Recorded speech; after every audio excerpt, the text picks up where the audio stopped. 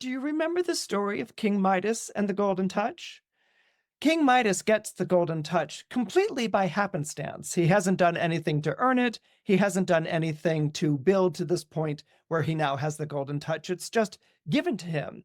And at first, it's a miracle. It's wonderful as he goes around and he touches flowers and plants and branches, and they turn into golden gardens and golden groves of trees. And everyone is absolutely amazed.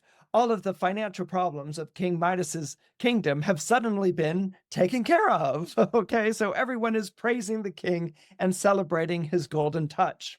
And of course, in wanting to celebrate the golden touch, they bring him food and they bring him wine. This is going to be an absolutely wonderful party. And so the food arrives and the wine arrives. But of course, no sooner does King Midas pick up the fork, which turns to gold, and he puts the fork into the meat and takes a bite, the meat turns to gold.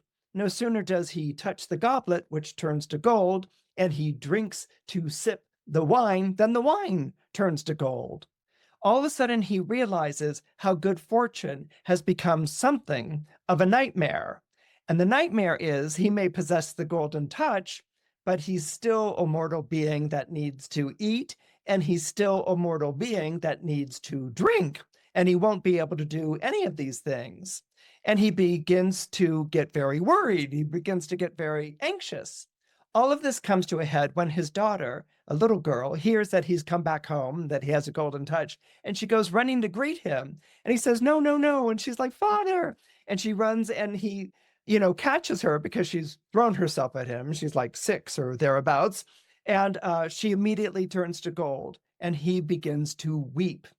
And this is a story. This is a Greek myth that is told to us that really part of the meaning of the story is careful what you wish for because you might just get it, but it's a little bit more profound than that. It talks to the cost of good fortune in your life. You don't suddenly come into good fortune and things change. Good fortune, like anything else, comes with a cost. Good fortune, like anything else, comes with consequences.